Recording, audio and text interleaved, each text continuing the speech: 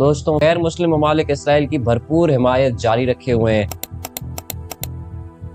ان میں امریکہ اور European union سر فہرست ہیں۔ آئیے جانتے ہیں کہ اسرائیل کو اس جنگ میں امریکہ کی کس حد تک مدد دستیاب ہے اور امریکہ اس جینوسائیڈ میں کتنا شریک ہے۔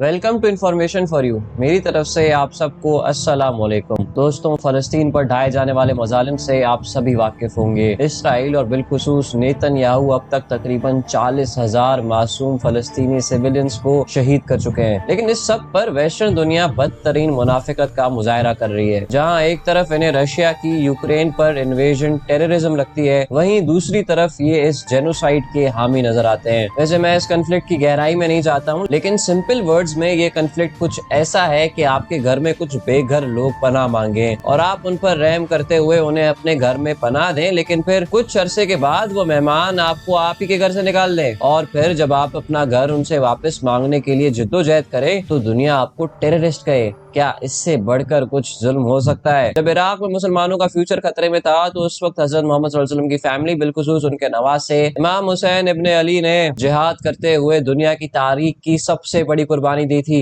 لیکن آج جب مسلمانوں کی نسل کشی جاری ہے تو آج ہم جو خود کو حضور صلی اللہ علیہ وآلہ وسلم کا امتی کہتے ہیں بالکل خاموش ہیں، جو حضور صلی اللہ علیہ وآلہ وسلم کے خاندان اور امت میں فرق واضح کر دیتا ہے۔ دوسری طرف غیر مسلم ممالک اسرائیل کی بھرپور حمایت جاری رکھے ہوئے ہیں۔ ان میں امریکہ اور یورپین یونین سر فہرست ہیں۔ آئیے جانتے ہیں کہ اسرائیل کو اس جنگ میں امریکہ کی کس حد تک مدد دستیاب ہے اور امریکہ اس جینوسائیڈ میں کتنا شریک ہے۔ دوستوں اسرائیل کے 1948 میں آزاد ہونے سے لے کر اب تک امریکہ اسرائیل کا اہلائے رہا ہے اور اسے ہر طرح کی ایڈ اور اسسٹنس دیتا آ رہا ہے۔ اگر ہم انفلیشن کو ایڈجسٹ کریں تو امریکہ اسرائیل کو 1948 سے لے کر اب تک $310 بلین فراہم کر چکا ہے۔ یہ رقم سری لنکا، آذربائیجان اور نیپال جیسے ممالک کی کمبائنڈ جی ڈی پی سے بھی زیادہ ہے۔ اس کے علاوہ کرنٹلی اسرائیل کو سال 2028 تک $3.8 بلین پر ایئر ادا کیے جائیں گے۔ اس کے علاوہ ریسنٹلی بھی اسرائیل کو ایک ایڈیشنل ایڈ فراہم کی گئی ہے، اس پر ڈیٹیل سے آگے چل کر بات کرتے ہیں۔ دوستوں اسرائیل کو ویسٹرن دنیا سے ملنے والی یہ سپورٹ اور امریکہ سے ملنے والی یہ مالی مدد ایک ہی سازش کا اشارہ کرتی ہے، اور وہ ہے مسلمانوں کو اس دنیا سے ختم کرنے کا ایجنڈا۔ اگر آپ اس کی جڑوں میں جائیں گے تو آپ کو 9/11 کے واقعے سے اس کے تانے بانے ملیں گے۔ آپ خود ہی سوچیں کہ اس واقعے کے بعد کس طرح مسلمانوں کی مشکلات میں مسلسل اضافہ ہوا ہے۔ 9/11 کے بعد یو ایس نے سب سے پہلے افغانستان کو انویڈ کیا، اور یوں یہ وار آن ٹیرر پاکستان آئی، جہاں 80,000 انوسنٹ سیویلینز کو ٹیررسٹ قرار دے کر شہید کیا گیا۔ پھر امریکہ نے عراق کو انویڈ کیا۔ پھر آئی 2010 میں عرب سپرنگ، جس سے افیکٹ ہوئے ٹونیشیا، لیبیا، لیبنان، ایجپٹ، یمن اور بحرین جیسے ممالک۔ پھر باری آئی سیریا کی، جہاں پر 2011 سے لے کر آج تک سول وار جاری ہے۔ ایسا ہی حال ہمیں ترکیہ میں بھی دیکھنے کو ملنے جا رہا تھا، جب وہاں کی آرمی گورنمنٹ کو ٹیک اوور کرنے کی کوشش کرتی ہے، لیکن تھینکس ٹو سیویلینز جو اس کیو کو ناکام بناتے ہیں۔ کہتے ہیں کہ اس آپریشن میں بھی امریکہ کا ہاتھ تھا۔ کشمیریوں کے خلاف مظالم بھی 2019 کے بعد اپنے عروج کو پہنچے، اور پھر غزہ کی صورتحال آپ سب کے سامنے۔ بنگلہ دیش کے حالات کے تانے بانے بھی کہیں نہ کہیں اس سب سے ملتے ہیں، کیونکہ شیخ حسینہ واجد اپنی حکومت کے گرائے جانے کا ذمہ دار امریکہ کو قرار دے چکی ہیں۔ ایسے میں ہمارے نزدیک تمام مسلمان حکمرانوں کو OIC جیسے فورمز پر متحد ہو کر اس صورتحال کا جائزہ لینا ہوگا، تاکہ اگلا نمبر ان کا نہ ہو۔